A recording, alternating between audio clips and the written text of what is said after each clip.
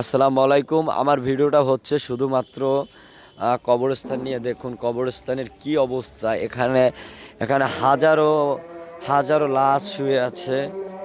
আজান দিচ্ছে জোহরের।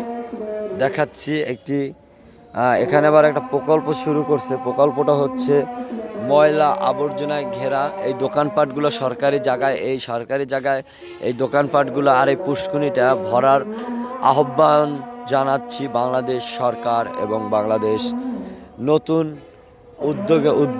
উদ্যোগে যিনি যারা আছেন ওনাদেরকে। দেখুন কবরস্থানের বিস্তারিত অবস্থা দেখুন দর্শক। কবরস্থান ভেঙে চুরে কি হয়ে রয়েছে। ছেলেরা কাজ করতে আসছে। এই ছেলের বাবা, এই তোমার বাবার নাম জানো কি? দুলাল ব্যাপারী। হ্যাঁ, দুলাল ব্যাপারী।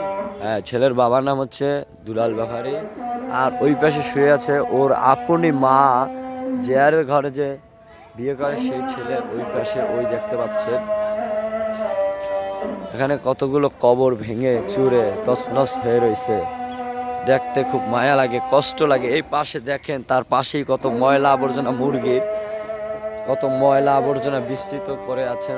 অবকাশ মোবাইলে লাইভ চলবে আজকে প্রত্যেকটি মোবাইল। এখানে মুসলিম কবরস্থান। আমি জোতা নিয়ে ঢুকছি, আল্লাহ আমার মাফ করুক। আমি আপনাদেরকে দেখাচ্ছি, লাইভ টেলিকাস্ট চলবে মুসলিম কবরস্থান। এখানে প্রবাস লেখা লাগছে। এখানে প্রবেশ করা নিষেধ। দানকৃত জমির পরিমাণ 5%। মৃত মোহাম্মদ ইয়াকুব জাফর কাসেম আলী দাতা লাগছে। যাই হোক, বংশ পরিচয়।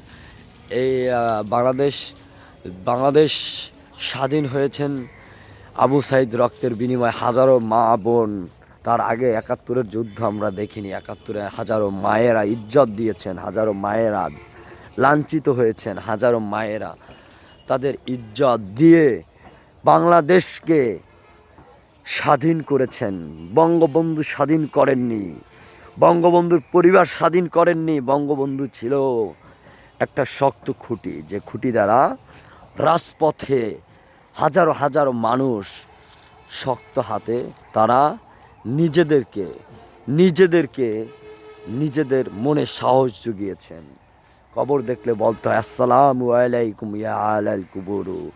দর্শক, আজকে ভিডিও এটুকুই। পরবর্তীতে আরও বিস্তারিত ভিডিও হবে।